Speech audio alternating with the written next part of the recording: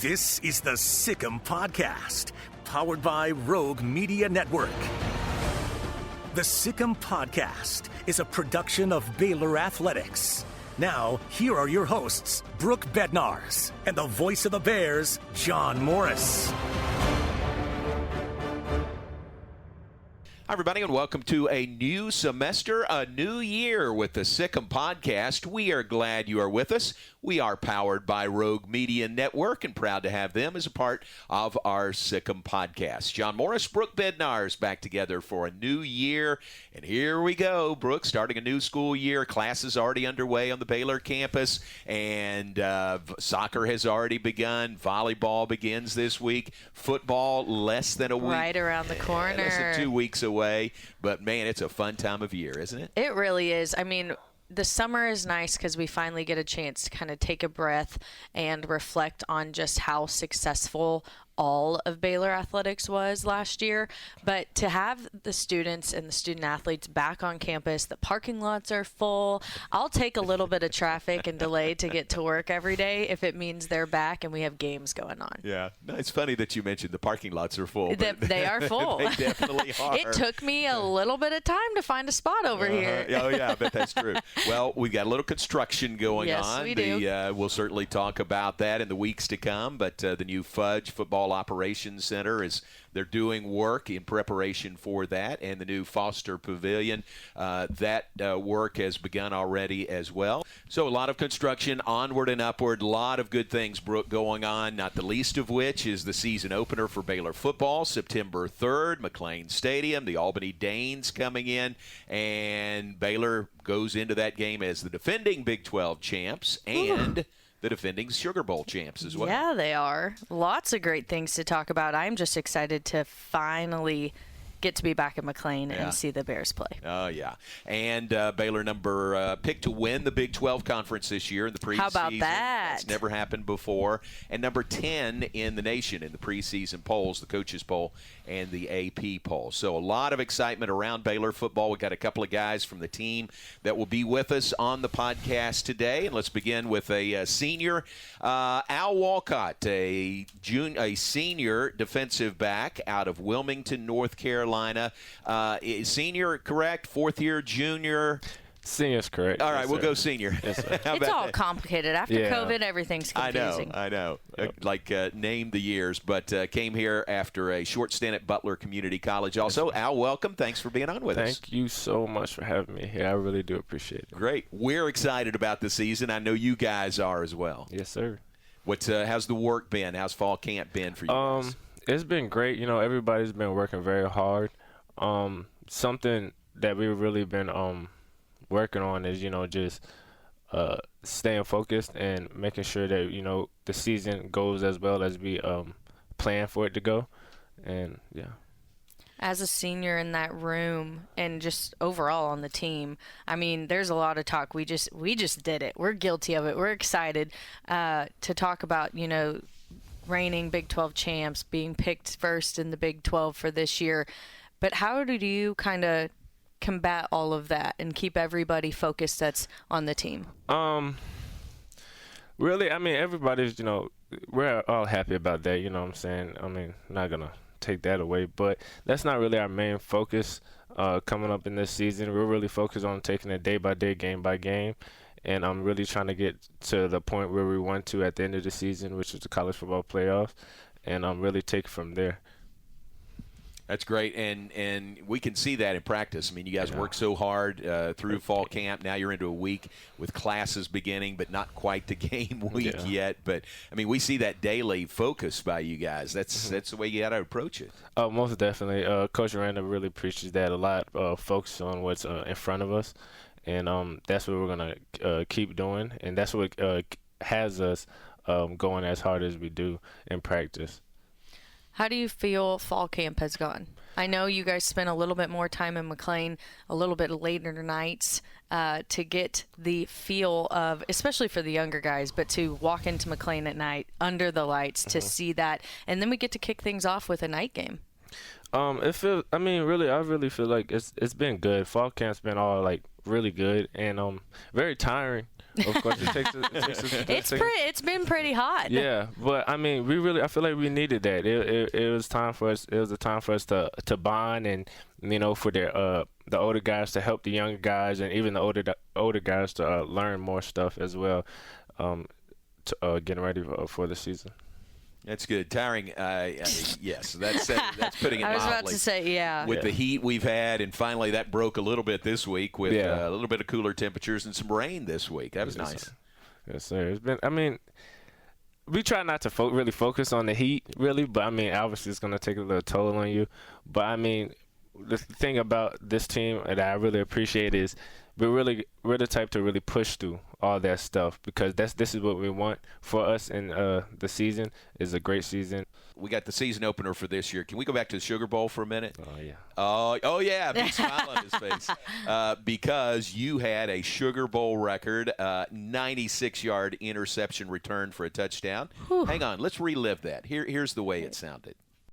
Here's the play, 3rd down and 7 from the 11-yard line. Altmaier to throw, pass deflected and intercepted. Baylor's got another pick. Returning it down the far sideline, he may take it all the way. Al Walcott running it for a touchdown. Oh my, a pick 6 for the Bears. First points of the night by the Baylor defense. That was fun. Al, congratulations on that big play. What a great team win. What a great defensive effort in that Sugar Bowl win. I do thank you, but I also want to thank Matt Jones and the whole defense. Really, Matt Jones is really what set it off with the tip, and really just Coach Roberts putting us in a best position, and me to be in a position to be able to catch the ball once Matt tipped the ball. And then after that, I was just trying to score and help the team in any way. So just really trying to run fast. Nice. 96 yards. Sugar Bowl record, second longest in Baylor football history. I don't know if you knew that. Yeah, I didn't know it until after the game. That's sweet. Yeah. But what's the bounce? What's the momentum that y'all have from finishing the season so strong? Wins over Oklahoma State in the Big 12 championship game, and then Ole Miss in the Sugar Bowl. What's the positive momentum you take from that? We know. I feel like now we know what we have to do and what is going to have us successful for this season. And now that we know, I feel like we trust it now. And now that we can, now that we trust it and we trust the process and we know what's ahead of us and what's there to come, I feel like we know that we're gonna be a successful team. When you think ahead to the season opening game, how are you preparing for it? Knowing that you're one of the seniors, the guy that now everybody underneath you is going to be looking at, how do you approach this game? I try to approach it like every practice, focused, just really trying to lead the younger guys and show them the right way. Even so, I even learn from the younger guys as well. So the guys around me is really who the older guys that are around me, like Dylan, you guys, Christian Morgan. These guys also push me to be the player I am, and really the confidence that they really give me, that I really carry that on to the field. And from there on, I mean, it's just really just play football. Would you say you're more of a vocal leader or a guy by actions? I'm really a guy by actions, but I can be vocal. But I'm really like a guy by actions type of person. You know, there were some significant losses from that team last year and the defense last year, but I think you could be better this year. I think the defense this year could actually be better than last year with guys like you stepping up and then the other returning starters. How do you feel about that? Not taking anything from the guys from last year. They did a great job. But I also I can say I could believe that as well. You know what I'm saying? Our up front is just incredible, I believe, personally. And then our back end is just, you know, even though we might be a little younger in like certain little places, these guys, you know, they know the standard of what has to be done, and they've seen it. And I feel like the talent is there. It's there. So I feel like it's going to be good. Very nice. Am I right? In high school, you were all offense, receiver and running back? Yeah. Yeah. So when and how did that switch come? When I went to Butler, I always wanted to play defense, Okay. corner, safe, something. I like hitting. Yeah. So when I went to Butler, they really just changed me, switched me over to corner, and from then on, I was like, I don't mind it. It really doesn't matter to me what position I really play. Gotcha. I just really like to play. That's worked out well. Yeah. It's worked out very well. Back to high school. What was the level of high school, where you played there in Wilmington? Like 4A? Yeah. Yeah, I played 4A. Okay. And how does that compare? This isn't a fair question, but North Carolina high school compared to Texas high schools and competition here? I can say Texas takes football a lot more serious. I would say that. I'd say that. So probably the level might be a little different, but I feel like there's a lot of talent in North Carolina, and the guys that are coming out of there are very, very talented, and they should have an opportunity as well. Very good. Gavin Holmes is going to join us next. We'll ask him that question. He's a Texas high school product, so we'll ask him that. Ask that as well. What would you say you got out of your time at Butler? I matured a lot. I had to do that. I had to mature a lot, and I met some great people. It was just a great time. Although, being in El Dorado, Kansas is probably not the best place to be because it's not much you can do, which is also that's a good thing. Yeah. All you have is football. I was just about to say, it was also a plus side because all I had was football in school. So those were my main focus. So those were very important to me at that time in my life. So I just tried to take those things as serious as possible. Have you seen that time pay off now that you're at Baylor on a bigger stage, D1 football? I would say I feel like coming into Baylor, I knew how to approach things more differently. I still had things to learn. I was still young. Coming to Baylor, I was still like 19. I was still pretty young. So I knew how to approach things a little bit more differently. I didn't have that freshman mindset. It might come in a little different.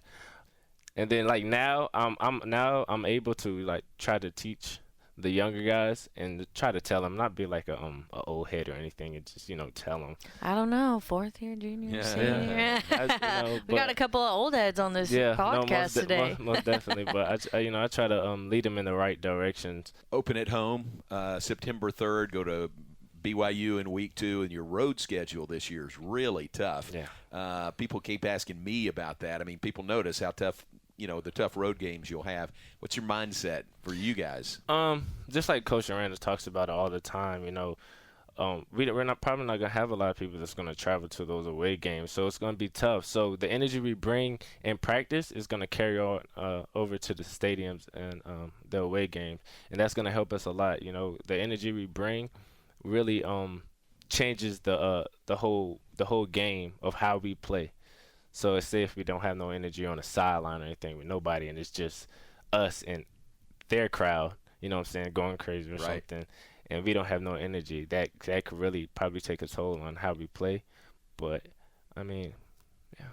Is there a certain guy or a couple of guys that is really leading that charge of providing the energy, or would you say it's pretty across the board? Pretty across the board. We try to keep it like that, so everybody brings that energy, not just one person, because you don't really want just one person doing that. But if I would say, I can't say. I think everybody. That's good. That's a good answer. I say, especially leading into this season, that's just something we had our focus on.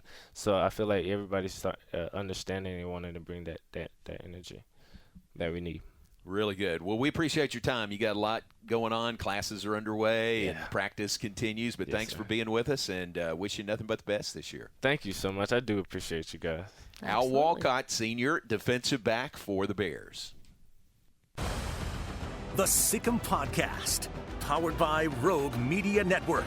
Available on Apple, Spotify, or wherever you download your podcasts. Now, here again are Brooke Bednarz and John Morris. And you're back with us, and we are proud to partner with Rogue Media Network on our Sikkim podcast beginning this year. I've had the privilege of calling games, telling stories about Baylor athletics for a long time. Storytelling is an art, and there's a network in town doing just that. Rogue Media Network has produced over 80 original podcasts and shows ranging from comedy, true crime, business, and yes, sports.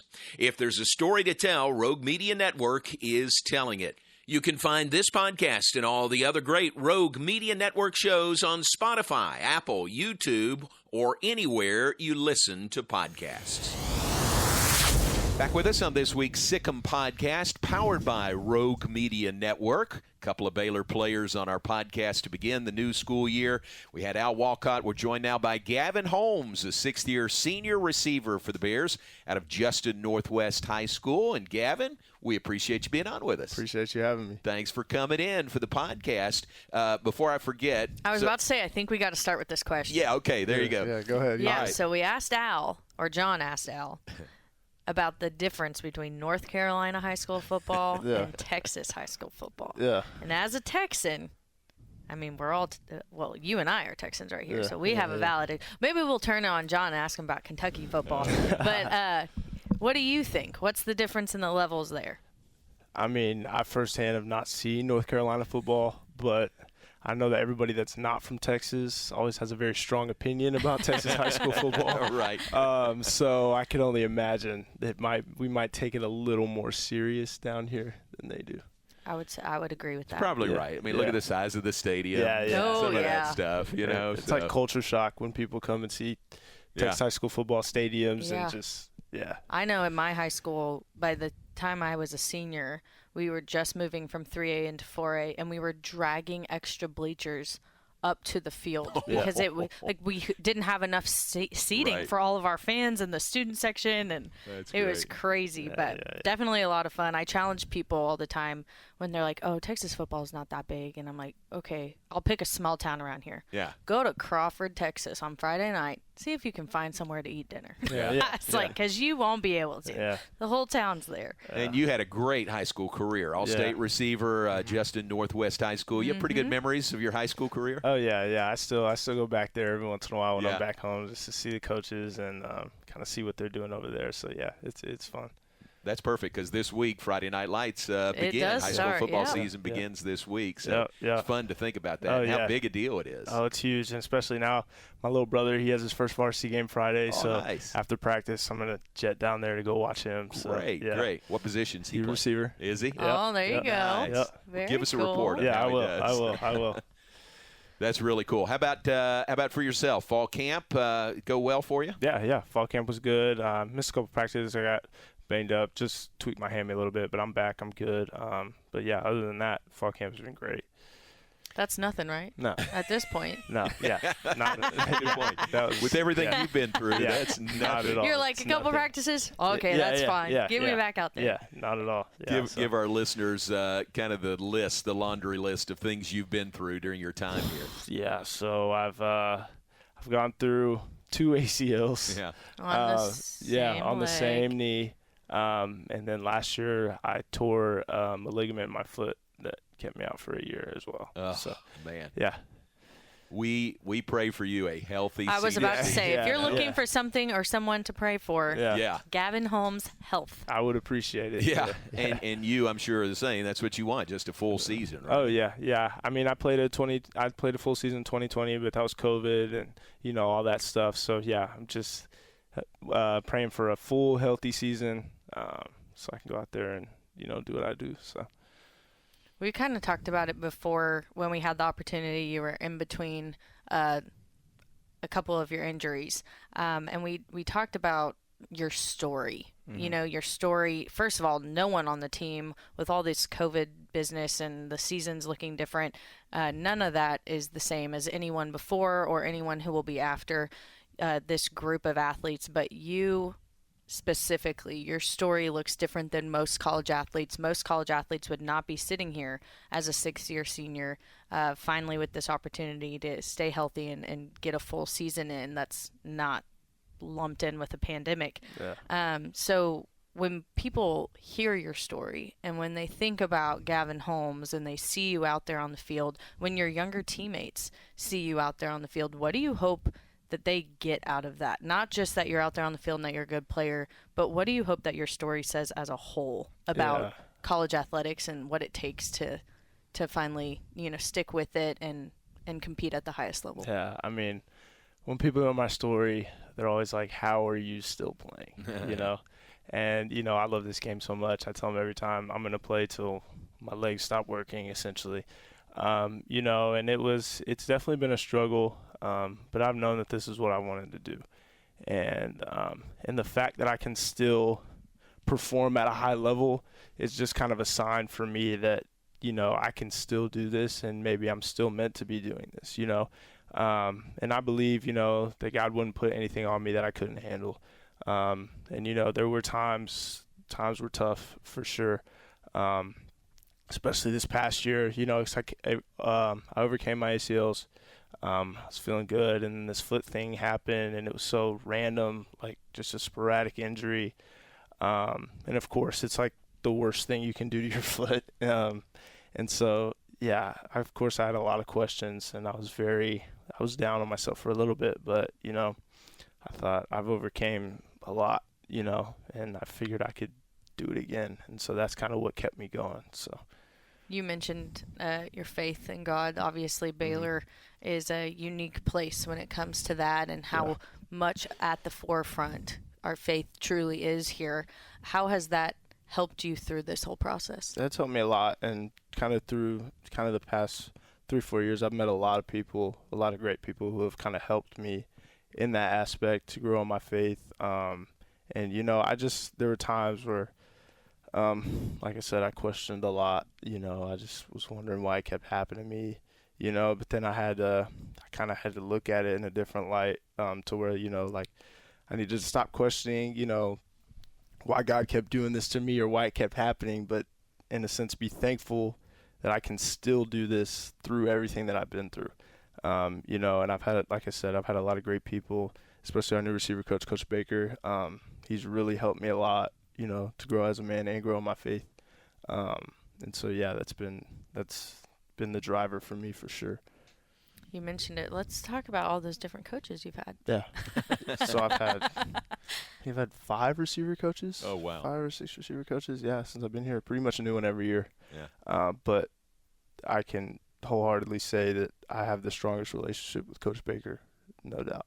That's awesome. He's just a great guy, and I feel like whether we want to believe it or not, a lot of these college football coaches out here they kind of have a business mindset, for sure. But, he genuinely cares about us. And I think that's what I'm saying. And I've been here 6 years, and I feel like our receiver room just as a whole, it's the closest group that I've ever been a part of. And I think he plays a huge part in that. He always preaches camaraderie and us just being together. And, right when we get in the building, the first thing he asks us is, about our life, how our people are doing, what we're doing back home, and things like that. So football comes, when there's obviously a time to have those football conversations. But, if I was just to go hang out with Coach Baker right now, I doubt we would even talk about football. So, yeah, it's a great feeling to have a coach like that for sure. Well, it leads into person over player, yeah. which is something we preached last year. 1,000%, yeah. And that's so, really cool. Yeah, Coach Aranda because Coach Aranda called me right after he hired Coach Baker. And he was like, he just kind of told me a little bit about him and stuff. And then Coach Baker called me immediately, and we talked on the phone for 2 hours. It was just cool because it was just cool, that connection we kind of had right off the bat. So. It's just a shame he doesn't have much energy. Yeah. Such a low-key guy, yeah. Golly. Yeah. I'm sorry, I couldn't not laugh at No, that. but it's like if you see him around here, he's so chill, laid back, just a nice dude. But out on the field, he gets crunk out there. So yeah. People listening, if you watch the sidelines, if you see a coach that's jumping, literally. If you see somebody doing the gritty on the sideline or running up and down, it's Coach Baker. That's exactly right. That's good. Yeah. The room, the receiver room is different. Some guys have moved on and are doing really well, but you're one of the old hands still in there. Tell us about what that room looks like. Yeah, like I said, I think everybody knows we're a pretty young room. We're probably the youngest room on the team. But, man, if you go out and watch this practice or if you watch this scrimmage, you wouldn't be able to tell. And I think that, Coach Baker always talks about, I think we all have the right mindset. We're all, and I try to, lead those guys in the best way that I can. And I want to be somebody that they look up to and somebody that they can come to with questions, because it is tough too, because we have a lot of guys who haven't really played in big time games yet. We have a lot of road tough games. We're going to be in some hostile environments, but I think the coaches are doing a really good job of preparing us for that. And I'm trying to do my best because I have experience in those games. So I'm trying to do my best to prepare those young guys for that as well. But other than that, I think we're going to be a really, really, really good room. You're a good person to ask this. New starting quarterback in Blake Shapen. He started a couple of games last year, but what have you seen from Blake? And then Kyron Drones is the backup. Yeah. Blake's a stud. Yeah. We love Blake. Our connection is pretty strong just with him in our room, just because we worked all summer, countlessly, just with the timing and everything. I mean, once we figured out that he was a starter, we were quick to act, and I think it's shown a lot in fall camp. Coach Grimes, after all our practices and after all our scrimmages, we kind of talk about, our completion percentage and kind of how we're evolving as a passing team. And I think with Blake at the helm, he's done a great job, and we're trending in that direction for sure. And Kyron's grown so much ever since the spring, or since he's been here. You can just see him. He's kind of that quiet kid, but he's kind of coming out of his shell now, and he's growing and he's comfortable with the offense. So we're definitely confident in Kyron too, if God forbid something happened to Blake. So how would you describe Blake as a leader? I mean, quarterbacks have to be. So. Oh yeah, 100%. And I think Blake too, even like me, I feel like me and Blake are kind of in the same, because especially once those older receivers left, and now I'm one of the older guys on the team, Coach Aranda kind of asked me to step up a little bit, because I've always been kind of a leader by example. I'm not too vocal, but that was my main focus in the offseason of the spring, is just to become a more vocal leader. And I think me and Blake are kind of on that same path. He's always been more of I'm going to do the right thing. I'm going to show y'all how it's done.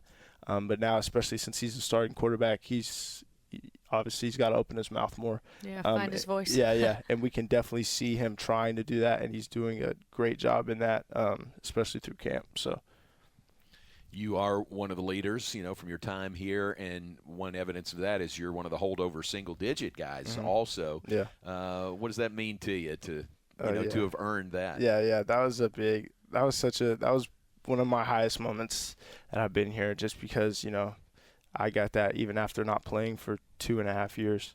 And I think, I just wanted to show people, the hard work that I put in, and that I would come back like I haven't missed a beat, just because I've been working so hard. And just for my teammates and my coaches to see that and respect it and appreciate it meant the world to me.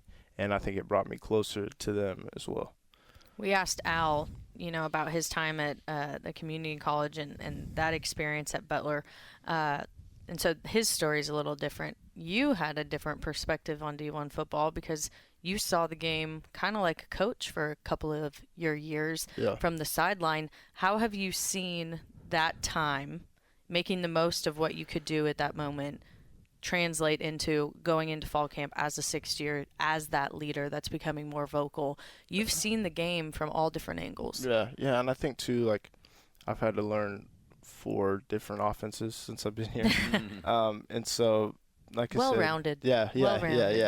But like I said, I try to. Coach Baker always preaches positivity, and I try to take a positive out of every potentially negative thing that has happened to me. And I think, being hurt even last year just gave me the opportunity to learn Coach Grimes' offense, so that when I come back, I'm ready. I haven't missed a beat. And I think too, even back when Coach Rule was here, when I was dealing with my ACLs and stuff, just seeing the game from a different perspective, so that when I got back, it kind of slowed down for me, and I'd be able to see everything as if I was still on the sideline. So I think that that's definitely benefited me, and like I said, I've just tried to take little bits and pieces from each time that I've been out. Do you appreciate it more also? Knowing how quickly it can be taken away from you. Oh, yeah. Yeah, and honestly, I'm proud of myself just because of, I haven't given up, just because I haven't wanted to. This is what I've wanted to do ever since I was a kid. And, to overcome 3 potential career-ending injuries, like I said, I'm proud of myself, and I just thank God for, having my back in that. But, yeah, I think that I appreciate everything because I've met people. I've figured a lot out about myself, essentially, just with overcoming this stuff and just going through, the heartache and the rough times.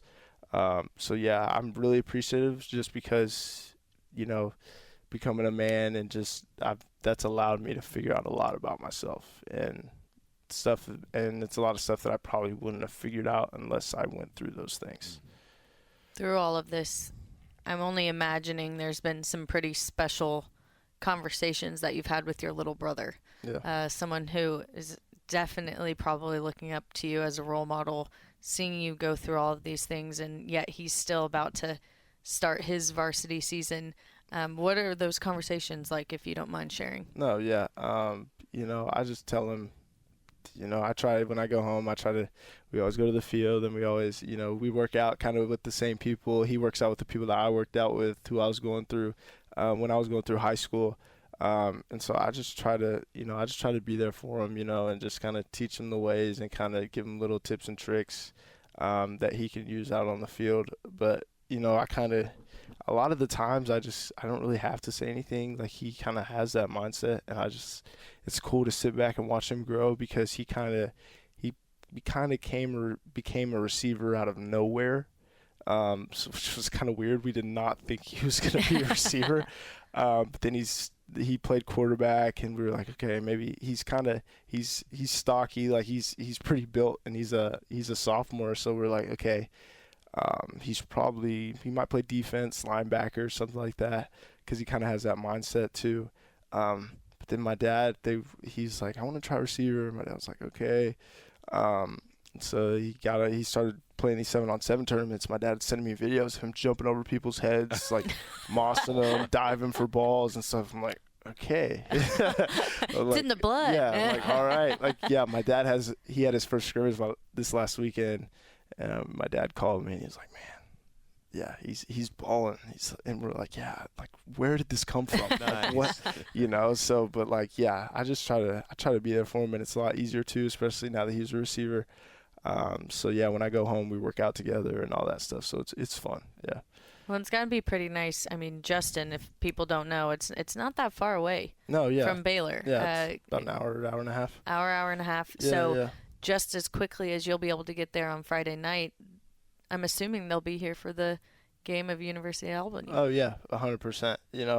My parents they're a little stressed out just because it's like my brother plays Friday nights, I play Saturdays. So if we have morning games, they got to travel. They got to watch my brother, then travel to because my parents, it's a good problem. Yeah, to have. yeah. No, they never miss a game. They'll travel to all the away games. So they're trying to maneuver that right now. But like you said, my mom always says, yes, it's stressful, but it's a great, beautiful problem to have. So.